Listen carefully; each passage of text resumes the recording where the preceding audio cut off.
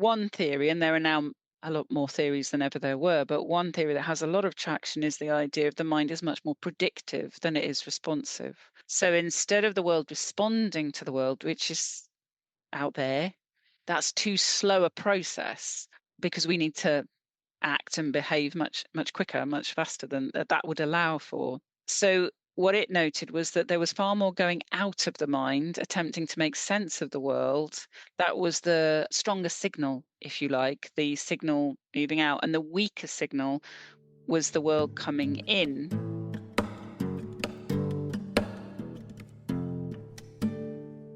Hello and welcome to Stories Lived, Stories Told, a dialogue-driven podcast exploring how to create better social worlds through better communication. I'm Abbie, and today I invite you to join me in conversation with Rachel Lilley as we take a communication perspective on predictions, expectations, and the neurobiology of sensemaking. To take a communication perspective is to consider what we're making and how we're making it through our communication practices. This means we look closely at patterns, context, stories, and relationships, and that we embody curiosity, mindfulness, collaboration, and dialogue to create better social worlds.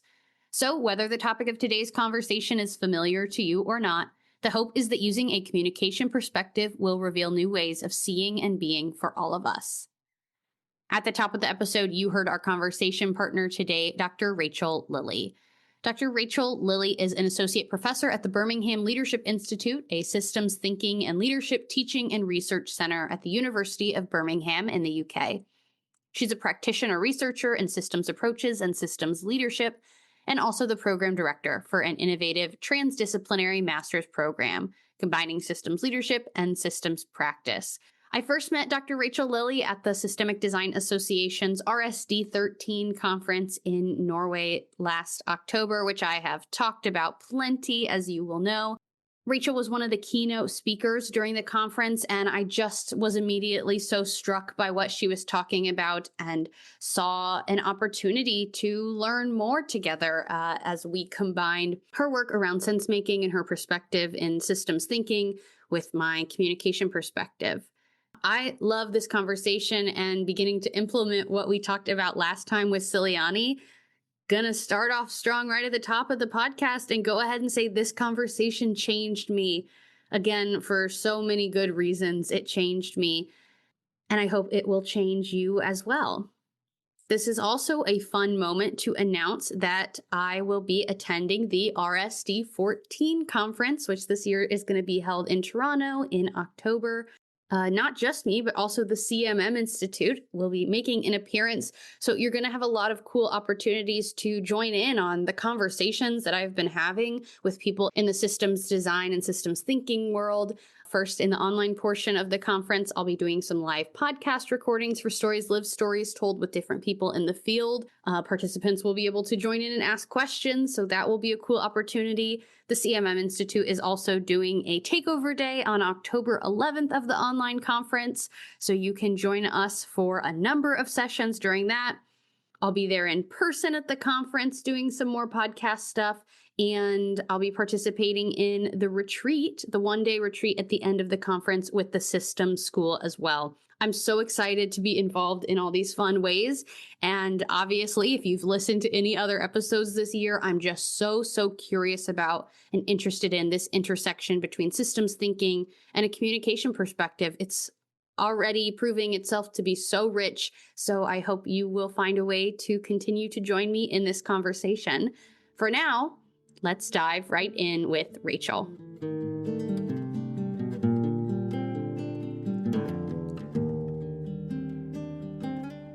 Hi, Rachel. Thanks so much for joining me for this conversation today. I'm really happy to have you on the podcast.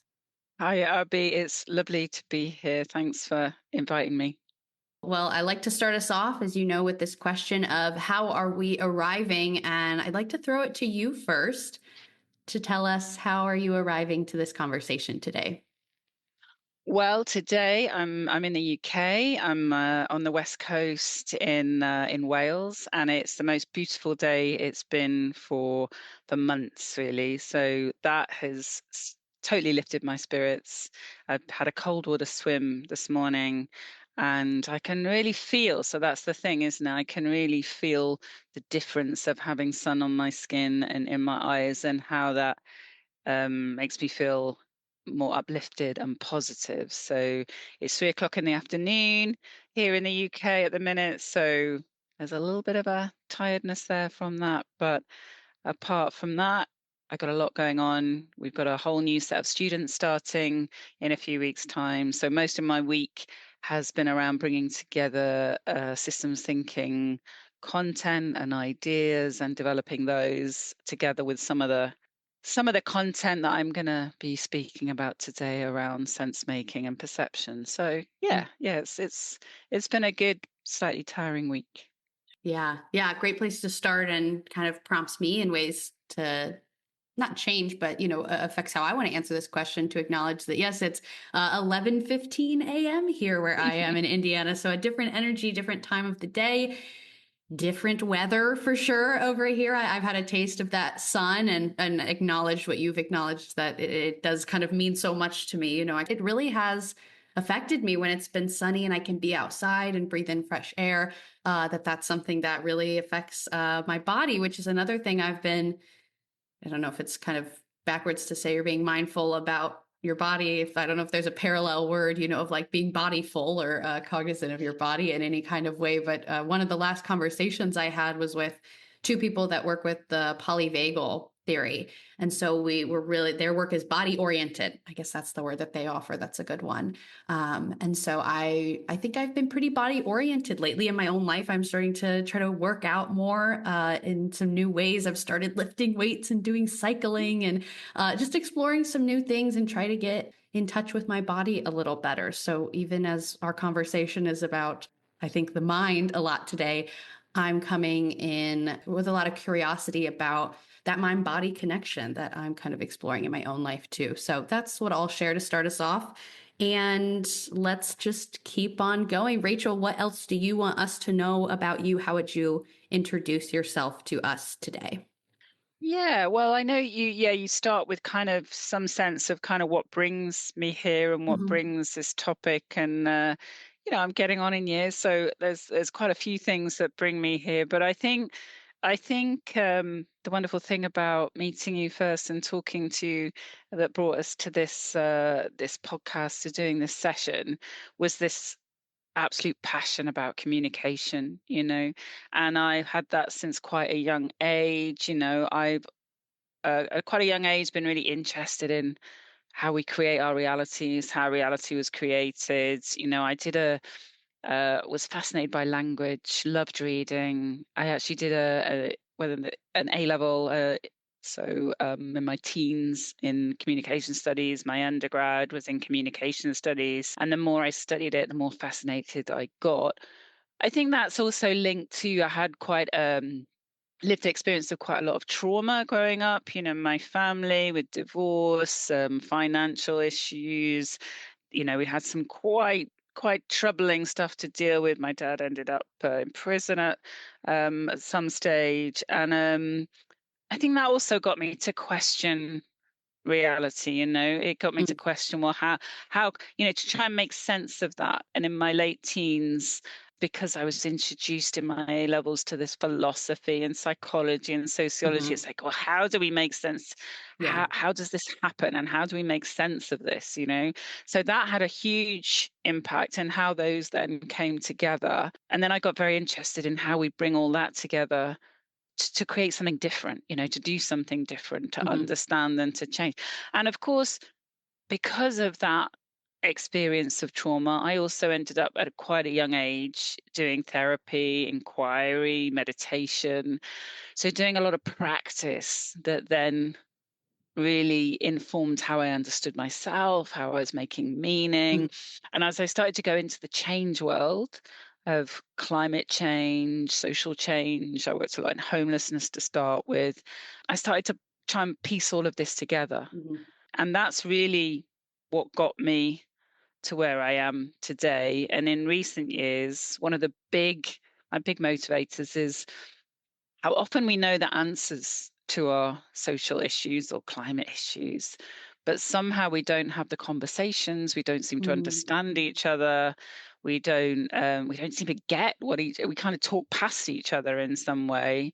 And this is a key part I'm hearing in lots of different places about why we're not really making progress at the kind Mhm. of the pace that we would like to be making progress. So that's and how can we read the same material and come to a completely different conclusion? I Mhm. mean, it's kind of fascinating, or feel like we've had the same conversation, and yet at the end of it still be in two different places. So Mhm.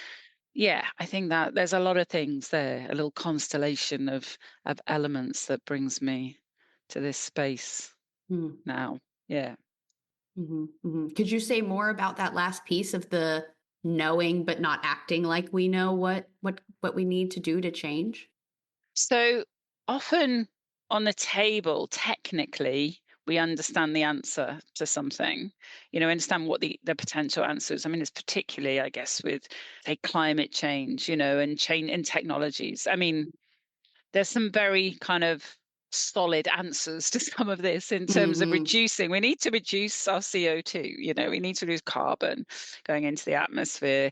So how do we do that? There are a number of ways you do that, which are all about consuming less, using, technologies that emit less CO2, et cetera, et cetera. In a way, we know that. And yet, as we sit across a table, to other people, that we're not having a conversation that actually enables Mhm. us to progress that, Yeah. because it doesn't really make sense to everybody around the table, even though technically it's the thing to do. We're not having the conversation that changes. It's not even changes the mind, that's meaningful. This is the thing that's even meaningful to the other person, Mhm. that allows us then to move forward on this topic. I mean, even as you're asking me the question, I think there's so much complexity. It's like, oh, there's so many.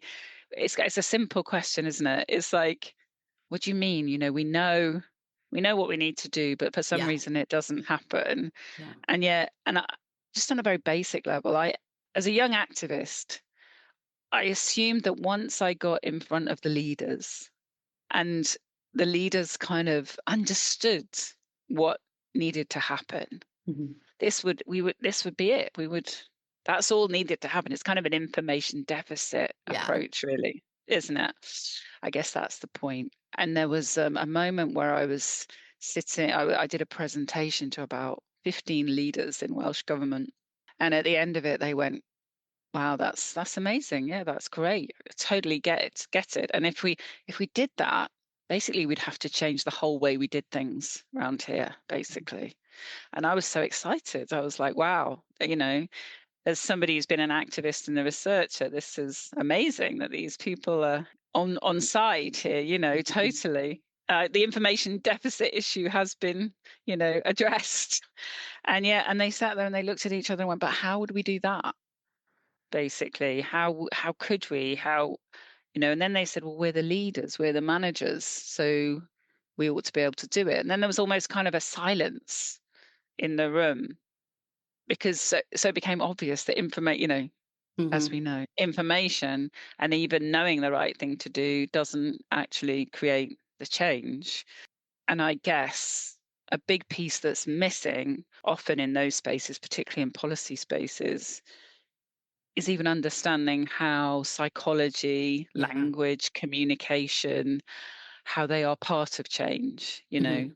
Certainly in this country and in Wales, which I've worked in a lot, they would, even they would create policies and legislation that would say we should do this, but then not really understand the engagement, the dialogue, the communication that needed to happen in Mhm. order for that to happen. So everything that you know about the technicality of communication, how we create our realities Mhm. through communication, is very, very lacking particularly in the public sector. Mm, yeah, yeah. As someone who's very oriented toward communication, I just love language, and I think it's so powerful. And so I can see a little bit of myself in the you that you've described. That it's like, oh, if I can just say it in the right way, people will get it, and change will happen. And happy ending. And that's just so true that it's not that. And it's important to note that communication is more than just the words that we say. And the way that the CMM theory would break it down is to say that the kind of three things that are involved in our communicating is coordination, coherence, and mystery. And Mhm. I think what I'm hearing you say is kind of getting at this coordinating part, which is that interpersonal relationship that we together, we maybe make coherence, and that's something we're going to talk about today, that sense making, meaning making we do internally to an extent. And then we have to coordinate with each other to create our social worlds, because it's not just me building our social world, it's us together in relationship. And I think feeling really curious about that coordinating piece recently, that this story you just shared is kind of led me to that, of this big question mark around, yeah, how do we coordinate to make the change we know we need to make, or to create new systems and new social worlds. Yeah, so that's kind of the language that's coming to mind as you're speaking. And before I get ahead of myself, I wonder if you could give us a little definition, or in your own words, what is human sense making, and what have you learned about that through your work? Yeah, and often things that we spend a long time exploring, they can kind of mushroom a little bit in terms of Hmm. when you ask me what sense making is. It's again, it's become quite a huge topic for me. I guess at the heart of it, sense making is how we make sense of the world. So maybe I'll start with, often when I'm giving a talk, even, quite a talk to quite a number of people, I'll start by saying, well, okay, we're kind of sitting here, you and I, as an embodied minds, sometimes 200 people, 200 embodied minds.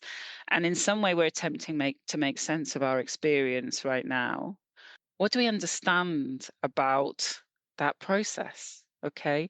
And we said, well, maybe, you could bring in a slight practice right now that we could use. Would you like to do that now? Is Yeah, that a yeah, good let's do it. opportunity? Yeah, yeah. So just to kind of get us into this space, take people into a practice which appears as a mindfulness practice might be. And I have taught meditation and yoga in my time.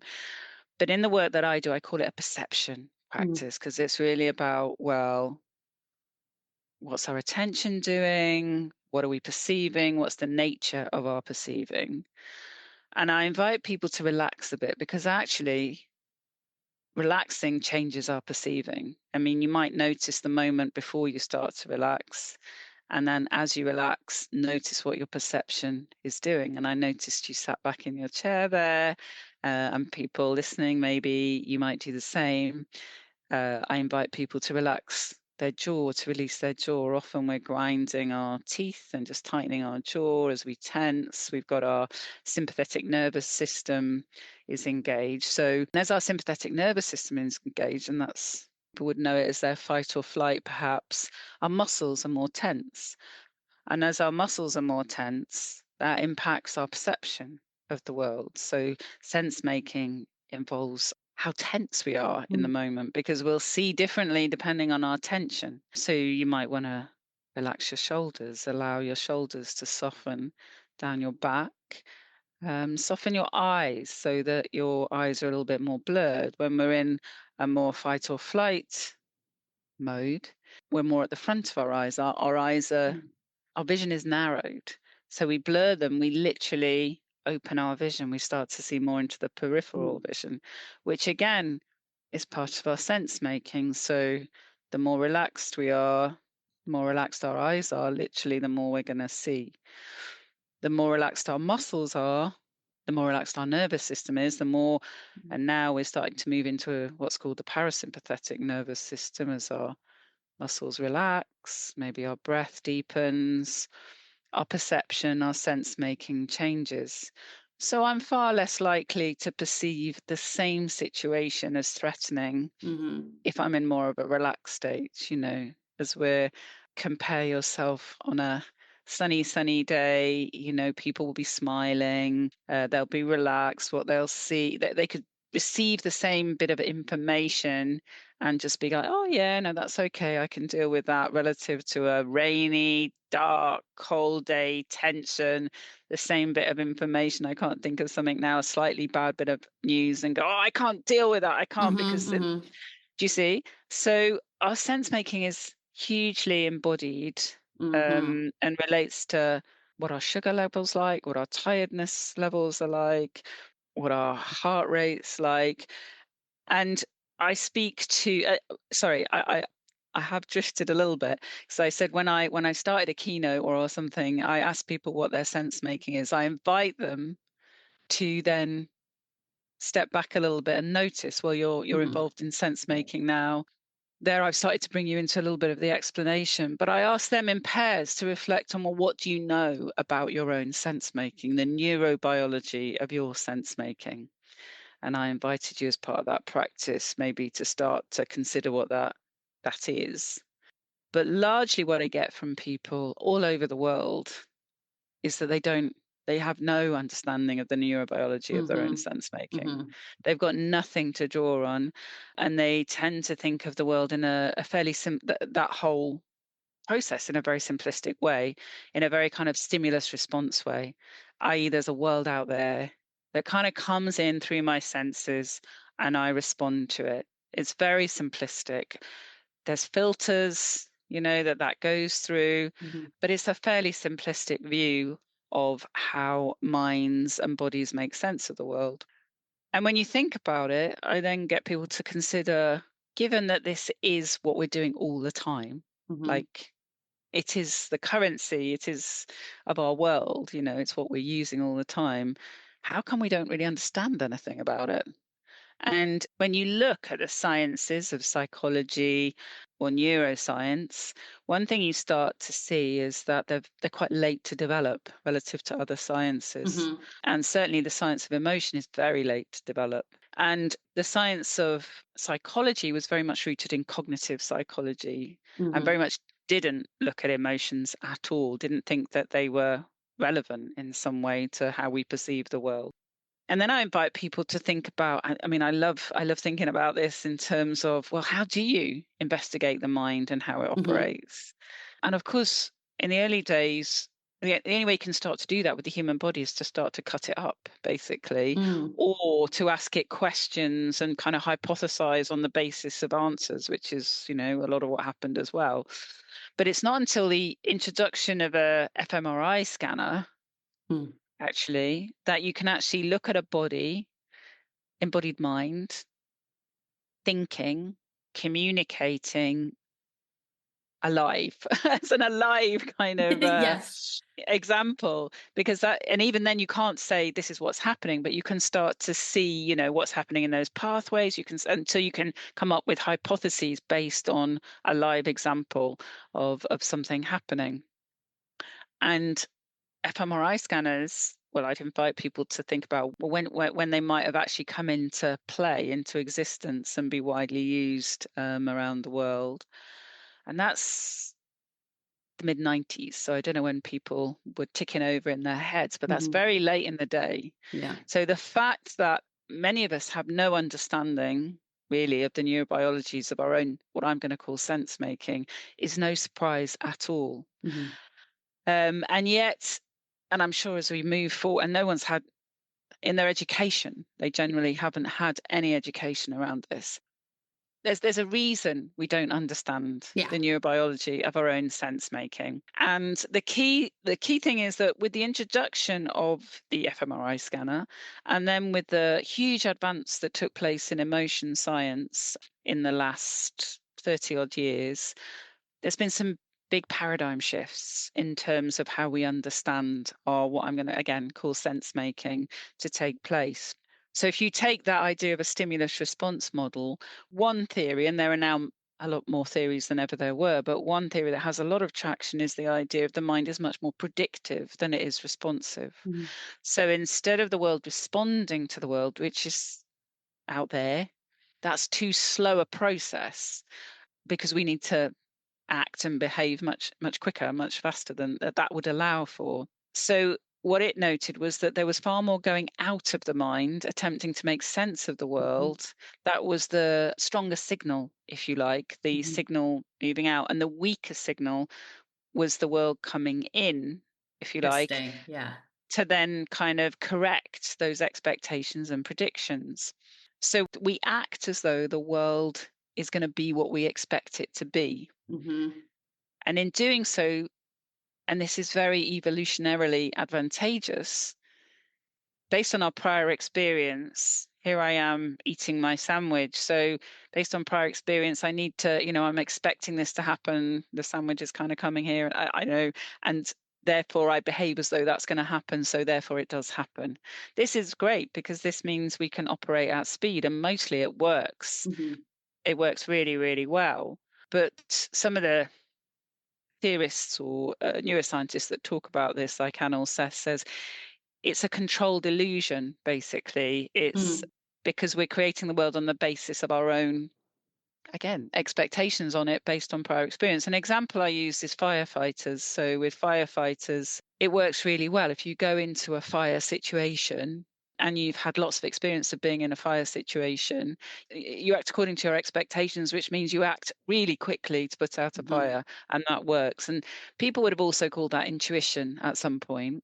I wouldn't now, I'd call it expectation in Yeah. some way. But if there's something in that fire that you have never seen before, almost the more experience you've got, the less likely you are to see it, the less likely you are to pick up novelty, because your ability to pick up the errors coming Mm-hmm. back is less the more noise there is in the system, and the more stressed you are and the more quickly you have to act. Arguably, that's more Mm-hmm. noise in the system. So what is all of this saying? Yeah. All of this is saying that, for me, bottom line, things are worse than I thought they were, big time. It's like when I started to come across these theories, and at the time I was using mindfulness and decision making, and I was working with behavioral economics, and I thought, I'll go and look at what the science is saying right now about cognition and Mm. emotion. What did they say all this is about? And myself realized that, oh my goodness, there's all this amazing science that has Mm. really advanced this, and in a way said that this is much worse than bias. This is worse than Mm. stimulus response, and put a bit of a pause in, because we're almost ahead of ourselves. We've almost already begun to act in ways that we believe the world to be. So the fact that two people coming together don't understand each other makes even more sense, Yeah. because we're hearing what we expect to see hear on the Yeah, basis. exactly. So I'm literally, whatever words you're giving me, I'm going to hear them based on my prior expectation, and then I'm going to act as though they were the words I heard. Mm-hmm. And yeah. So this whole thing, which is how our neurobiology makes sense of the world, including felt sense, which, I mean, I can talk more to that because there's more to be said on that, then supports that prediction and expectation, I would call our sense making.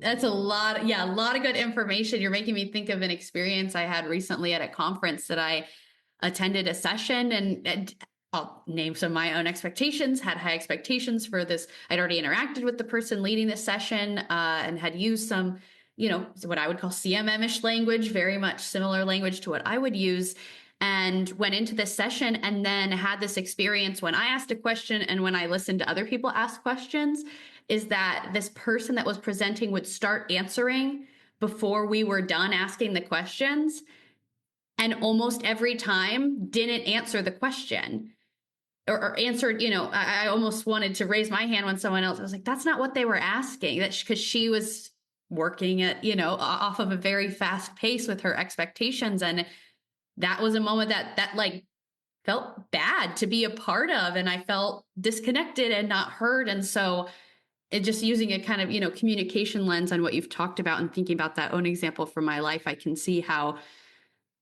moving at this pace based off our expectations can lead to the language that CMM would offer is unwanted repetitive patterns. And that kind of makes a lot of sense to me to bring these two things together, is that we do end up in these ways of being with each other that emerge out of the speed at which we're interacting with and our expectations that we think we can count on. And like you said, sometimes we can, but in other situations, they'll lead us astray. I'm curious to know from your perspective. So acknowledging that we're taking in so much less information than we're putting out. What's kind of the answer to that? Is like, that's a bad thing that needs to be corrected, or that's a dynamic that exists that we act into, or it looks different in different situations? Kind of what do you do with that information, I guess? Yeah, and what I've seen a bit of is kind of platforms where people are coming together from different disciplines, particularly like decision making, mental health, therapy, and they're saying, okay, if the mind is more predictive, Mm, then it is reactive and responsive in the way that we have thought. Intuitively, it looks like that's what's happening, but actually, it's not. We are expecting the world in this way, and more is going out. The question becomes, what do we do? Because actually it changes quite a lot of these. A lot of the way we do things, and it might speak to why some therapies, for example, may be working, like CBT, cognitive behavioral therapy, might explain why that. I think it does basically start to explain why some of those therapies might be impactful in ways that therapies that look at our past might have, have a different kind of mechanism that's working. It speaks to a lot of things basically in terms of what do we do. But if what we're saying in these theories say our mind's expecting the world and it's got multiple prior, it uses a kind of a Bayesian model. So mm, I see a table in front of me now, whatever, and I've seen multiple tables before. So what I'm doing is I've got thousands of options of tables that I'm mhm, drawing from. And in this moment, I reduce it down to the most likely table I have in front of me, trying to pick up any errors to create the table I have now, kind of thing. mm, So for me, this then becomes all right, I've got multiple priors that are trying to make sense. How do I see more of my priors that are trying to make sense? The more stressed I am, the more tired I am, the more likely I'm going to just hit on this prior, this shortcut. This is going to be the mm, one. And I would say, and this is, I'm sure, oversimplifying it, but that's associated with a felt sense. It's like this feels like the right. And mhm, that's based on my prior experience. So sometimes I talk about I'm trying to buy a coffee in the morning. These days you have multiple coffee shops yeah. to choose from, don't you? And it's like, which one do you go to?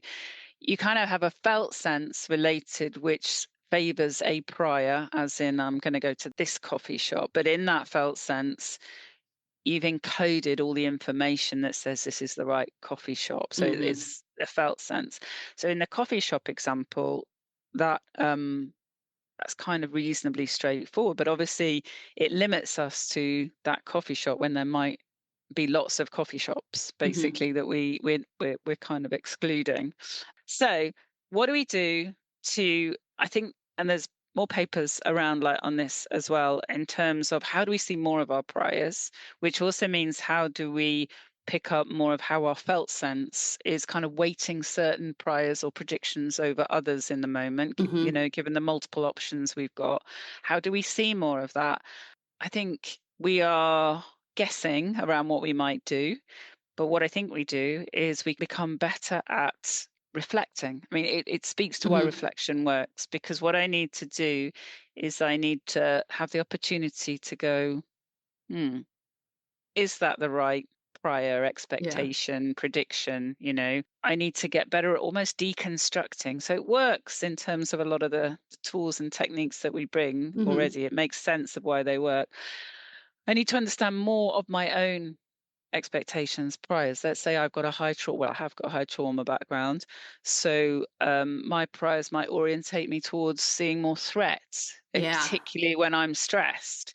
So what I would do now is say I'm stressed, and if there's some level of authority around, and I notice that is a kind of habit of from my past or a prior experience that will influence this, and obviously trauma is particularly influences our priors and predictions, I think. Mhm, I'm more likely to see that. So now I use my relaxation, I use my kind of taking a deep breath, and I kind of go, well, is that almost an assumption check in the moment? Is mhm, that actually what's going on now? So I try and see more of my priors. I try and see yeah. more of the process of my emergence of priors and felt sense. So for me, that's meant meditations helped, breathing's helped, developing capability around interoception, so my Mhm. capacity to feel my internal state at at any time really. And we include this. So I think I run a master's program on systems thinking, and this is very much the question we bring and the theory we bring. And this is what we teach. We say, right, build your capacity for interoception, Mhm. build your capacity for metacognition so that you've got more chance of seeing the multiple priors expectations.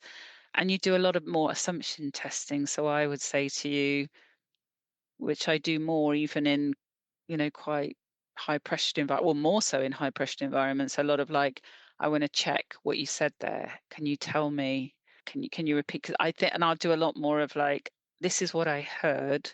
Mhm. Is that what you said? Because my expectations are so influencing what I've heard. And when you spoke about those questions, it reminded me I worked with a leader on this and kind of, well, quite a number of leaders, but this one, he said, oh, I finish people's sentences, that my colleagues, I think I know what they're going to say. Mhm. And I've realized that basically I shouldn't do that because my expectations, my priors are then feeding into that. So he said, so I've let people start to finish their sentences, and I've noticed that actually, and made an effort to see beyond my own Mhm. expectations in a way. And yeah, they're saying something different. Yeah. Yeah. So at least in part, I'm hearing, I'll employ that right now. At least in part, I'm hearing you say that an answer to the speed is a slowing down to some extent and learning. I'm kind of seeing it as you're asking people to pay attention to their paying attention or think about their thinking.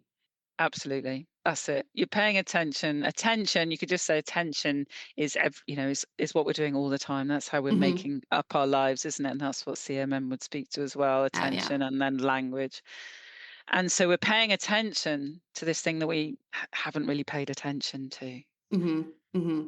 I'm curious about what kind of in this master's program you have or in other contexts, what kind of reaction do you get or what is the process that you've experienced as you were maybe teaching people some of those skills? What have you witnessed in terms of how you see change happen for people as they learn to do that? Yeah, and I'm really happy to say because we've just got to the end of the first kind of prototype, if you like, of this Hmm. program.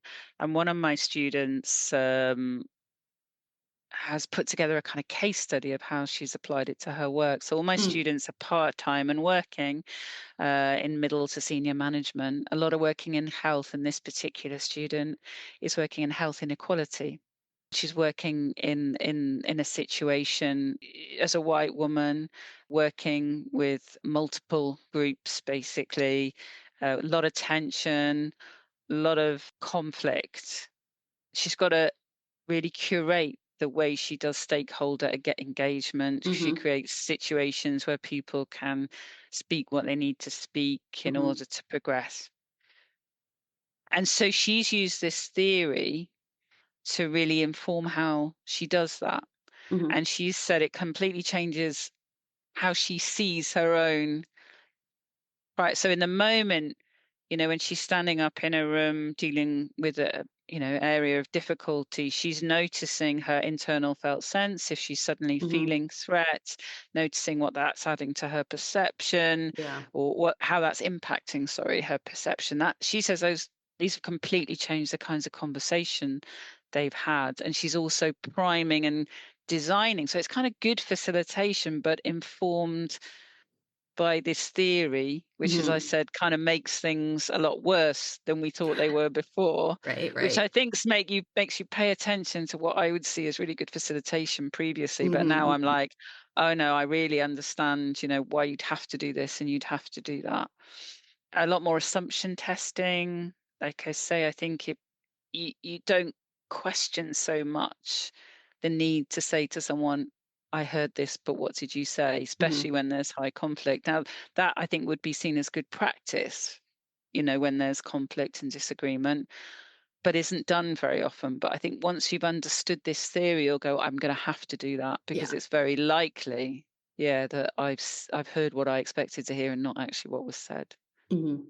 Yeah, I think that's one of the I guess I'll just speak for myself personally. One of the biggest tools or perspectives that CMM offered me that I didn't have before is first acknowledging that meaning is something that's so often taken for granted, and then situating yourself as a meaning maker and other people as making their own meaning again, because that's different for each of us.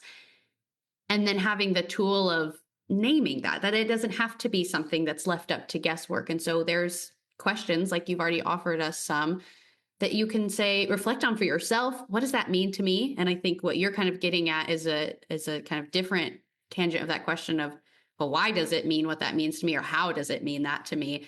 And then I think getting back to this kind of coordinating piece, this language that I offered us earlier, I think it's interesting how that can inform how you do engage with other people in your communicating, because maybe you don't know their processes, maybe they can't articulate their processes of thinking or paying attention.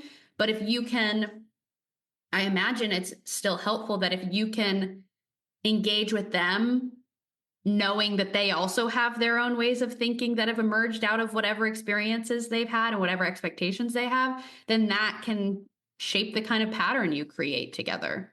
Yeah, and I almost want to, almost in that, I was like, well, I'm not sure what I've, I want to kind of say, what have I heard here as you said that? But because I think it becomes quite, what did I think? What I heard and what I was thinking didn't entirely align. So that would Mm. be a kind of moment of kind of questioning whether it did or didn't. Because like, and even being able to say that, isn't it? I honestly, which is what you, I sit in meetings where there's leaders trying to sort out really, I was doing it the other day. There was a group talking about anti-racism work basically in the city, and there were senior leaders. But we were not here. I really think we weren't hearing each other, Hmm. and I know we talk about that before. I mean, I did an active listening course in my 20s, which was quite a Hmm. long, but that active listening course was me. I don't even know what it was now, because it's like, well, it was kind of me really trying to give you Hmm. my attention and nod and breathe and try not to lose attention. But it wasn't adequate at all. Uh-huh. So yeah, I'm not sure what you said. Here, let me offer an example. I think maybe it's a little bit about the kind of empathy I feel like I'm able to have for other people. And so I have a friend that makes comments to me sometime that feel kind of condescending towards me or judgmental of me. And I've done a lot of reflecting on that of, well, why would she say that? Or where's she coming from? Or why does it make me feel this way? And I know this person well. I know their family. And so that's been really helpful to me to say, okay, well, this is kind of hitting me in this way, and I'm making sense of it in this way, that I am describing it or labeling it as hurtful or condescending. But I also have the perspective to be able to know that she's making different sense out of it, different meaning out of it. And so she is someone that, would consider herself my friend, and I don't think be intentionally condescending towards me. And so I have a little more empathy for her in terms of how she's engaging with me, even though I can't fully name or understand all of her contexts that are shaping the way she's making sense of that moment. I can recognize that we are making sense differently and maybe offer a little more curiosity, I think, to her and myself in a interaction like that. And have you worked it out? Um, Also someone who's in therapy right now myself. This is something that I've actually talked about a lot because there has been a changing dynamic, I think, with this friend that I used to be someone who was very susceptible to the power of suggestion. And so, being kind of a people pleaser, just putting a lot of weight on other people's opinions. And so if someone, was offering an opinion to me, I think I'd be very quick to be like, you're totally right. And just kind of acquiesce and assume that I was wrong. And so as I get more in touch with my own sense making and my own reality and what does feel true and right to me, I do less of that. And so it's maybe become more of a conflict or a tension because I'm not showing up to that pattern in the same way that I used to. And so what I have come to in therapy, what I'm trying to do now in those interactions is bring curiosity and like ask a question of her in that moment and say, why do you say that? Or, name that kind of feels hurtful to me. What that, some tools that you just offered, like, this is what I heard in that. Is that what you meant? Is that what you wanted to, offer me in that moment? So to me, I'm kind of trying to engage with some curiosity in that. And what's her response then? I've just tried that a couple times. This is a very new kind of moment. So definitely some resistance, maybe, to me trying to act into this pattern in a new way. Yeah, no, so I think that's a wonderful example of the depth of what contributes to our sense making as Hmm. well. Because, like you're saying, with our students, we offer them some coaching, which is quite in depth, really. And we work with somatic coaching as well. And what we are really trying to support them to inquire into is kind of speaks to very much to what you were talking about there, is that due to our, our upbringing and our experiences of, yeah, how we evolved as sense makers as children in the world, whether relative to our caregivers at the time, we've evolved ways of working that make sense of the world in particular ways. And this is completely embodied when I spoke about the coffee shop Hmm. example, It's also in a people pleaser, that's a type. A lot of people would identify as being people pleasers. So there's a felt sense Hmm. probably associated with that mode of being and sense making that means those priors, let's say those expectations, we will seek that, and that will feel like the comfortable thing to be and do. And that is a huge bit of our sense making. Now, to kind of try and do something different so that we see something else is exactly what you did. It's like, well, what if I deconstruct that, if I understand that, if I do some reflection on it, it starts to change my sense making. Hmm. And it has to be embodied. I have to have a Yeah. real experience through my therapy, coaching, and then the kind of little experiments I do out in the world of that. So now I have a different sense, different expectations, different priors. I start to act differently as though a Hmm. different world Yeah. now. I create a different controlled illusion, Yeah. which then has an impact on, what happens next in terms of these other Hmm. people who, like you say, now this all links into stuff that we know from the past, dynamics and therapies that are out there, but it starts to speak to a neurobiological theory Hmm. that not only informs those those theories, those practices that we've had, but maybe helps us hone them, Hmm. down and really reflect on them a bit more and why what works, basically.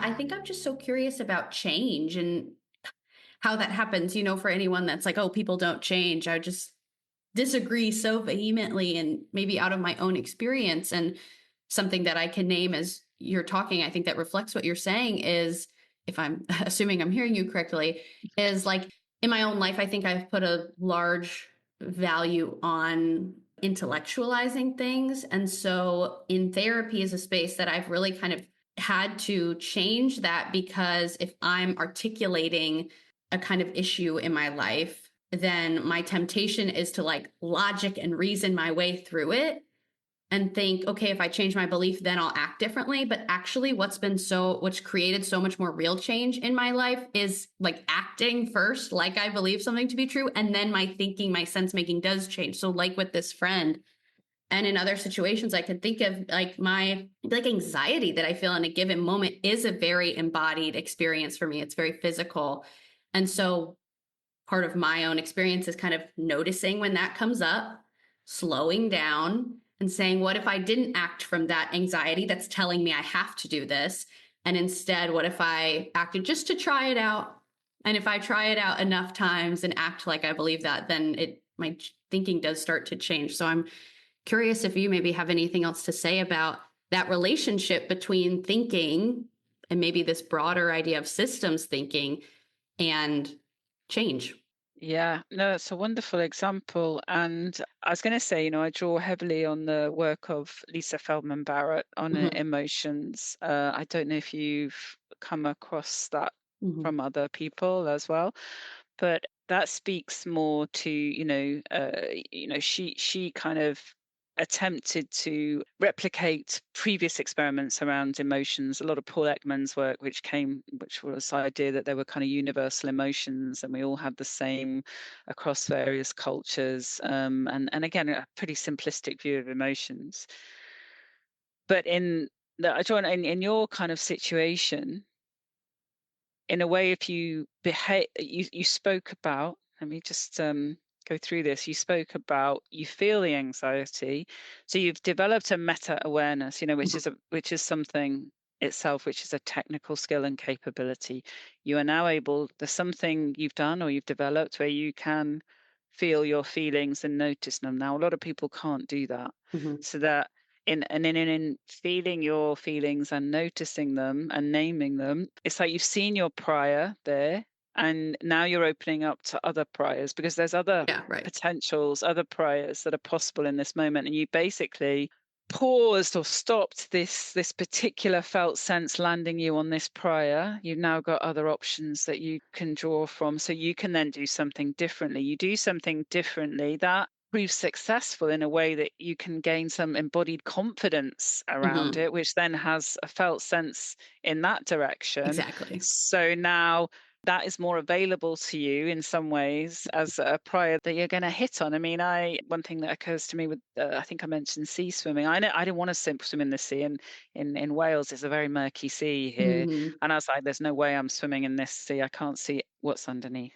COVID comes. I do actually love swimming. The only way I was going to get to swim was to go in the sea. What I've noticed is going in with other people. So my anxiety then, I can see it, but I've got other people. I'm getting support now. Mhm. We're all okay. We're going in the sea. As I do it repeatedly, my body now Right. has an experience which is embodied with a positive emotion, a felt sense about being in the sea. So now that behavior becomes, and now I'm a seer. Now I can now post rationalize that I am a sea swimmer.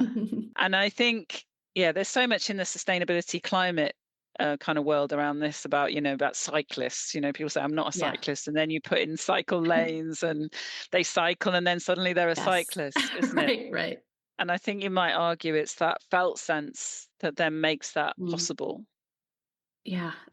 Sorry, so many thoughts are going through my head that this feels really transformative, I think, if people could understand and begin to embody this perspective and theory that you're talking about, because it, like CMM, places you in the role of an active participant with choices. And I think so many of the systems we exist in and patterns that we've built for ourselves or been passed down to us make us feel kind of powerless or helpless. And we are reacting at that quick speed from a place of expectations without any of the tools to be reflexive about that. And so, yeah, this just feels very transformative to me. And obviously, the story that I shared, my own experience of this, whether I had the language or not to describe it in the exact way that you are at the time, it has been very transformative for me. And so, returning to stories, which I love, I'm wondering if there's any other stories that you would want to share or leave us with about the power, the transformative nature. Don't let me put words in your mouth if you wouldn't say it that same way, but the kind of maybe change that you've been able to see as people expand their perspective on their sense making and get into some of these practices. Yeah, and I will share maybe one or two examples. But just in terms of what you were just saying there, the way I see it is, it's like we're all carrying around a theory of our mind, our Yeah. embodied mind and interaction, whether we acknowledge that or not. We Right. we have a theory and we're working on the basis of that theory. For most people, I come back to the fact it's this kind of stimulus response, and you'll hear it in our language. I reacted to the world. I'm triggered. Da Hmm. da da da da. This puts another theory, another kind of design principle. If I'm not triggered, my priors and expectations, you'd have a different basis, a different design principles, if you like, a different understanding of the process. So what I feel like when I take people through we take them through a whole learning journey that Hmm. really kind of embeds this. One of my earlier cohorts of leaders, I had this one person who's working in health, very senior, and he kind of said, why hasn't anybody ever told me or engaged in a conversation about, yeah, attention, how my mind works. Yeah, Mm, this is what I'm doing every day.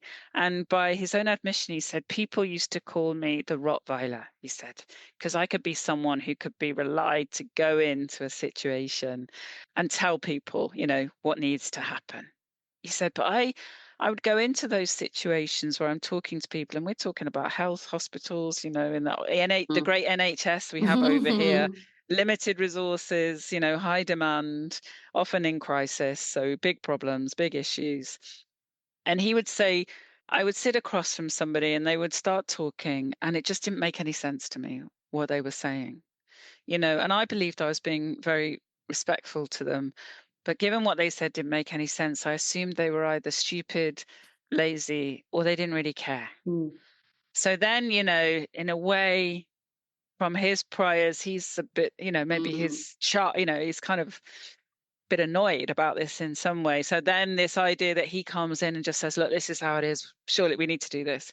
So, but now you've explained to me why this person doesn't make any sense to me, because they're coming with a whole set of mm, and my priors and expectations mean I'm just hearing this, I'm hearing what I'm hearing based on my priors and expectations, and we are not hearing each other at all. So I listened in a completely different way. I asked more questions, and he said to me in one of the interviews, and we started having a conversation about what was really going on, and that was amazing, mm, and that was so heartening.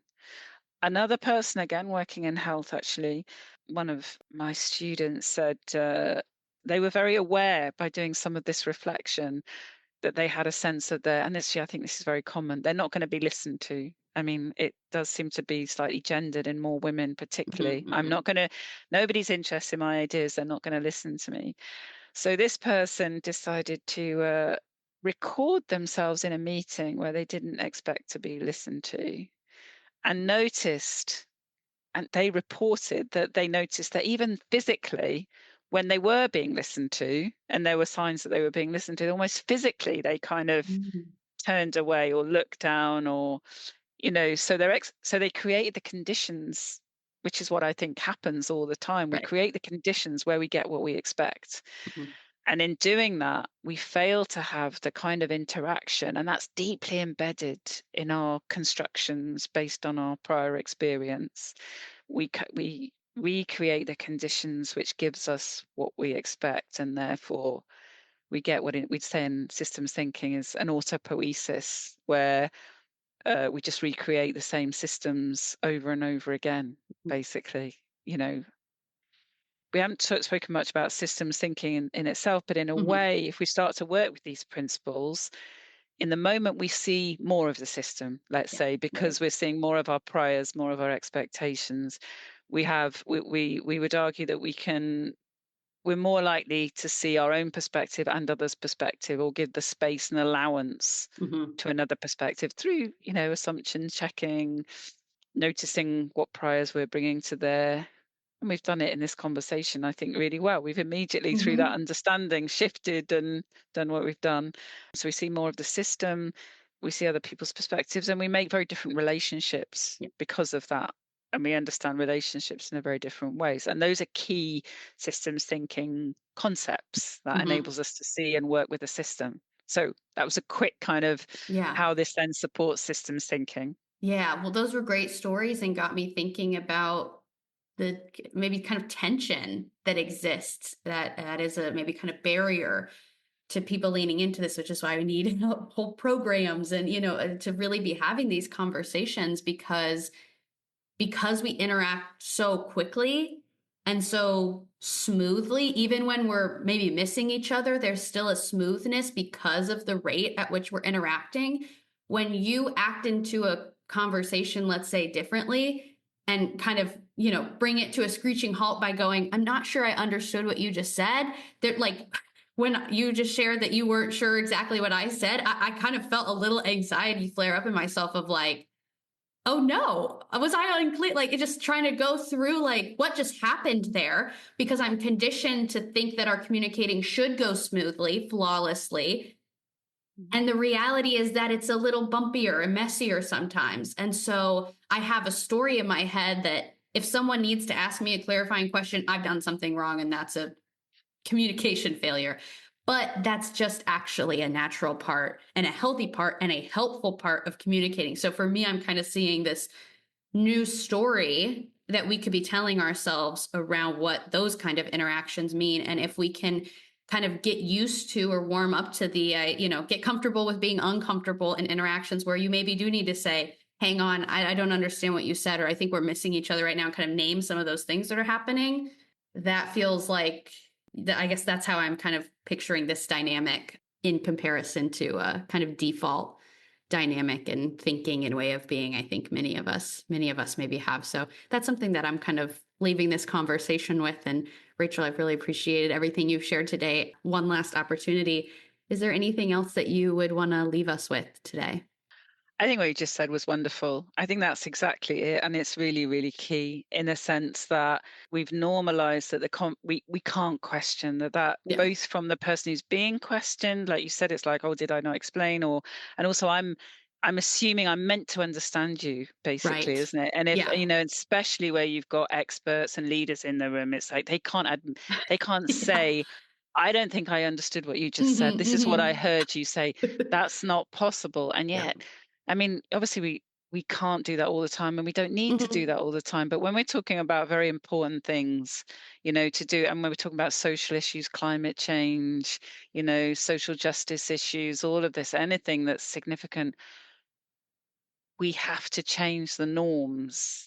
Exactly as you said about how we have those conversations and understanding new principles of what is actually going on in the room and how our sense making once, as you say, my students, once they get it after like a few weeks, their light bulb. They're like, Mm-hmm. one of my students said, "Oh my God, like I now understand why no one's understanding me," basically. So now I know what I have to do is I have to kind of appreciate where they're coming from, what their expectations and prayers are. I have to listen to them in order to then say something that's meaningful. Mm-hmm. We could spend so Yes. many hours. Yeah. And I There's so do, much more and to I say. do. There's so much more to say. I bet you say that at the end of all of your I podcasts. do. It's I really do. like there's so much more to say. There you go. That's Mhm. wonderful. That's Yes. Well, wonderful. we like to think of the end of the episode here as a comma, not a period, not the end of the conversation. So yeah, more to be said. So much more to think about. This is given me a lot to think about. I think this has been a very rich conversation for me personally, at least. So again, Rachel, thank you so much for your time and your perspective and speaking with me today. I really appreciate it. My pleasure. I very much hope I've said something useful in all of that. So, I think so. I think so. thank you. Yeah, thank you so much. It's been a really lovely experience. Thanks.